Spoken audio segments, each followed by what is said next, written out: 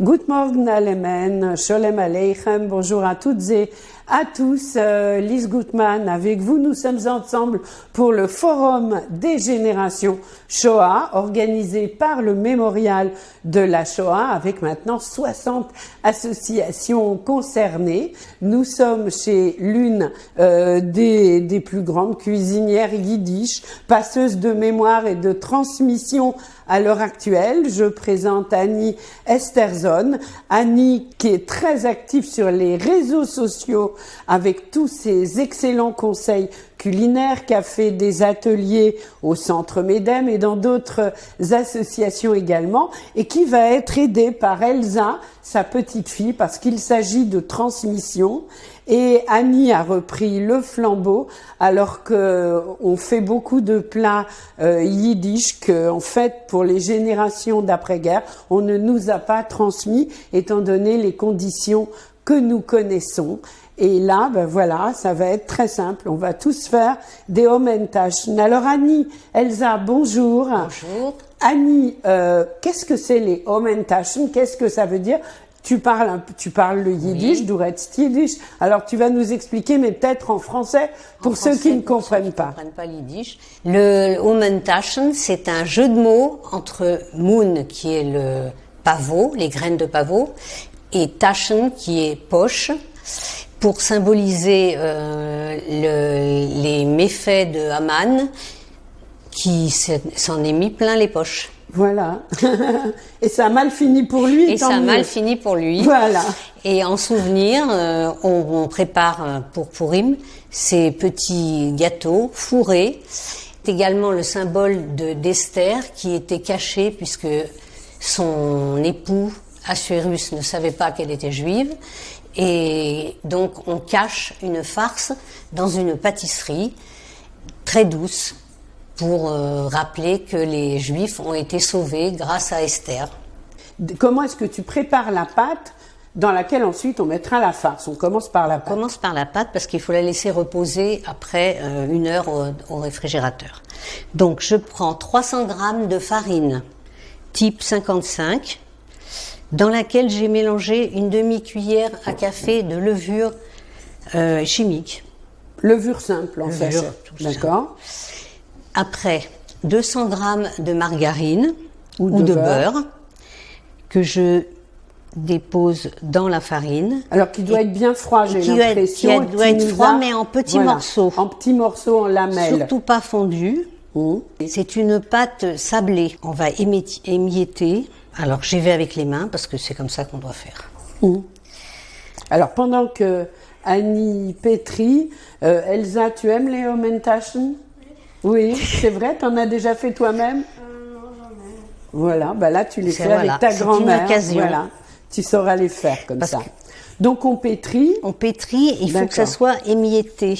Alors qu'est-ce qu'on va rajouter après? Après, on va rajouter le sucre. D'accord, donc là il y a combien? Je vais le mettre, le sucre. Il y a 100 grammes de sucre en poudre. Donc c'est pas hyper sucré non plus, non, c'est non, bien. parce que après, la farce est très sucrée. Oui, c'est ça. Et on peut mettre du sucre glace à la sortie du four. Ah oui, encore mieux. Si on aime bien le sucre. Sûr. Je rajoute un zeste d'orange. D'une orange. Un zeste d'une orange. D'accord. Alors on prend une orange plutôt, on va dire bio pour oui. avoir, voilà, pour pas. Et de Jaffa. Et de Jaffa, bien sûr. Alors, je voulais, pendant qu'Annie pétrissait, remercier Bernard Flamme qui est à la réalisation technique et sans lequel ce tournage, bien sûr, ne serait pas possible. Alors, après, je mets mes 2 jaunes d'œufs. Voilà. Je conserve les blancs pour sceller la pâte. Oui. Donc là, les jaunes, ça va permettre de lier la pâte, voilà, on va dire. Et je vais rajouter le jus d'orange. Tiens, Elsa, tu vas me verser le jus d'orange, comme ça. Doucement, oui, petit à petit. Voilà. Oups, voilà. Vas-y, tu mets tout. Alors, le jus, je mets que la moitié du là, jus d'orange. C'est la moitié d'un jus d'orange. Voilà, parce que la pâte est très souple. D'accord. Et avec une orange entière, elle est trop molle, on n'arrive pas après à la façonner correctement. Alors là, il faut qu'on fasse une boule. Oui, bon, la boule, elle est en train de se faire, Elle est on en s'en train de se aperçoit. faire. Et après, on va la mettre dans ce petit bol et on va la mettre à reposer. Voilà. Pendant À gonfler un peu, peut-être, je sais pas. Ça gonfle pas. Non, ça gonfle pas, mais ça gonfle repose. pas, ça repose. Ça doit reposer Ça- combien de temps, Annie? Une petite heure. Une petite. Donc, on filme la pâte Et Voilà. ça peut rester aussi plus longtemps si vous voulez la préparer la veille. au frigo. Quelquefois, Voilà. ça rend service de préparer la veille. Bien sûr. La boule est faite. Et tout de suite, on redonne la parole à Lior Smadja qui va nous donner la suite du programme. Alors, la recette des Haumentaschen continue avec Annie Esterson et que maintenant, on va faire la farce, cette fameuse farce si douce. Alors, Annie, je sais qu'il y a plein de variantes dans les pâtes qu'on peut fabriquer pour farcir. Qu'est-ce que toi, tu as choisi? Alors, la tradition veut que ce soit des graines de pavot. Je suis d'accord. Il faut les faire bouillir Oui. pendant au moins une demi-heure Oui. dans du lait ou dans du lait de soja ou à la rigueur dans de l'eau Oui. pour ramollir les graines. On va Alors, mettre- je vais mettre... J'ai mis pour que ce soit plus simple. Ça, c'est des abricots Ah oui. bio. C'est pour ça d'accord. qu'ils sont cette C'est couleur. pour ça qu'ils ont cette couleur Ils sont- que tu as coupé en minuscules Que morceaux. j'ai fait un peu passer écrasés. au mixeur. D'accord. Pas- Oui, parce que le pavot, il n'est pas sucré, quoi. Non. Ouais. Ça, Ensuite. après, je mets des pruneaux Oui. présentés de la même façon D'accord. et les raisins secs. Des rojinkes, comme Des on dit en rojinkes. yiddish, des raisins secs. Super. Et le tout quand même très écrasé pour pouvoir faire la pâte. Après- C'est pas de la purée, je crois qu'il y a quand même des petits morceaux. hein. On va mélanger tout ça Oui. avec 2 cuillères de miel Ouais. ou plus Pour que ce Pour soit que ce soit vraiment doux. doux. Voilà. et la Exactement. confiture d'abricot. Alors, on peut mettre d'autres confitures Vous que pouvez, abricots, oui, on met ce qu'on veut, on quoi. met, mais l'abricot va très bien avec. Tu en as J'ai un mélange Hum. de fruits secs, Oui. amandes, noisettes, noix, que tu as réduit que j'ai réduit, pas en purée complètement, en morceaux, En minuscules en bouts. petits morceaux, Voilà, concassés. finement quand même. Hum. Bon. Alors après on amalgame et on voit la consistance, parce qu'il faut pas que ça soit trop liquide, sinon la farce sort des Bien sûr, des Haumentaschen. Haumentaschen. Super. Ça donne envie, hein.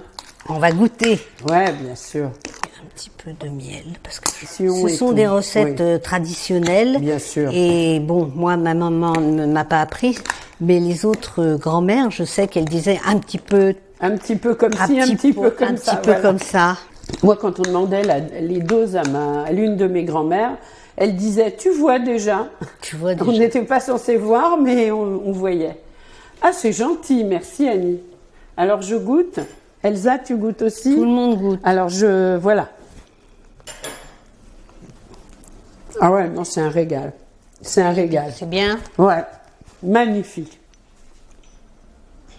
Alors, maintenant, on va Donc, peut-être aller chercher la pâte. La pâte, qui était au frigo, on vous le rappelle, qui est filmée et qui doit reposer au moins 1 heure au frigo, voire toute une nuit si on le fait la veille. Et on va montrer comment farcir notre Haumentasch, ou nos Haumentaschen, bien sûr. Alors, c'est une pâte qui est très souple et qui doit être étalée très finement. Donc, il ne faut pas lésiner sur Sur la farine. la farine. D'accord. Donc, il faut fariner des deux côtés. D'accord, important, hein. Très Fariner important. des deux côtés. Sinon, ça va coller et vous pourrez pas faire vos ronds. Alors, on étale bien. Que ça Super. soit. Enfin, moi, j'ai l'habitude de les faire très fines, mais ça, il y a des personnes qui les font un beaucoup peu plus plus épaisse. importantes. Ouais.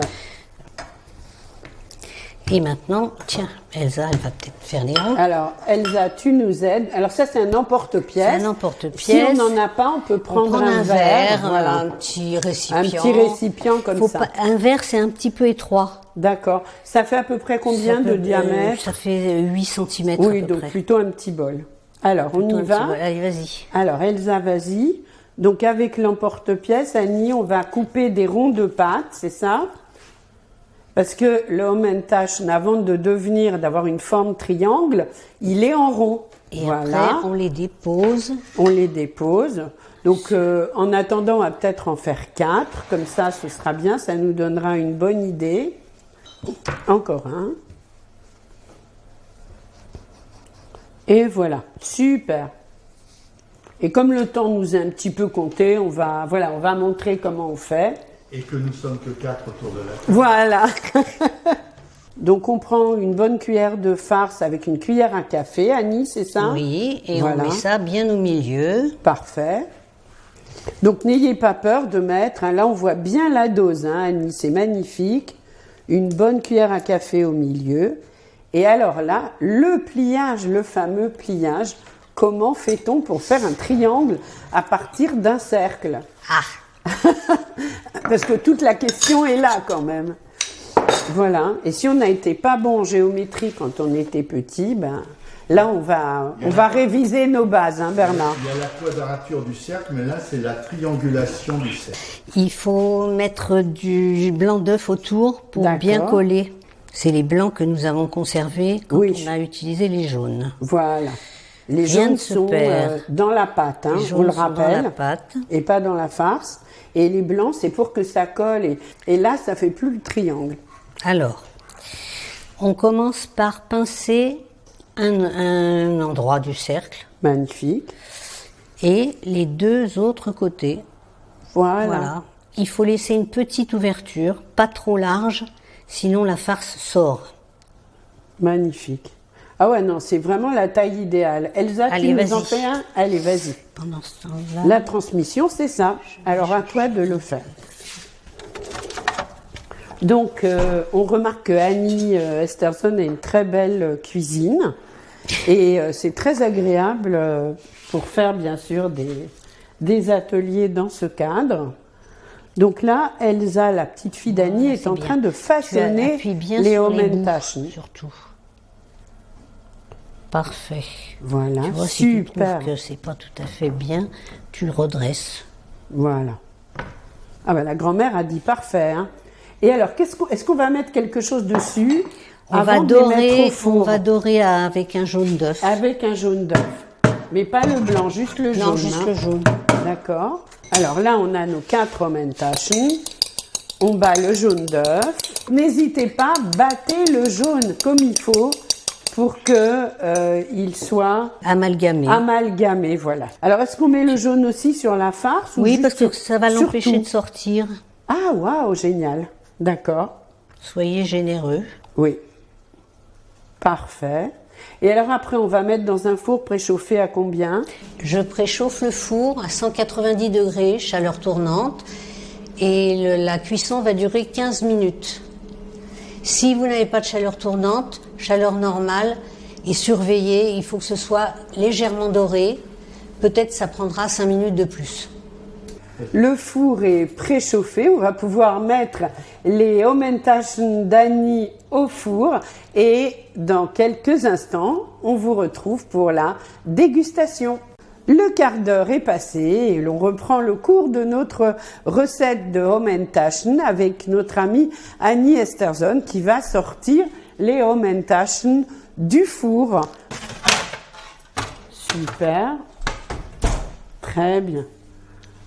Donc, voilà nos 4 beaux Haumentaschen. Alors, qu'est-ce qu'on fait, Annie, maintenant? Alors, on va les saupoudrer légèrement de sucre glace. Oui. Voilà, super.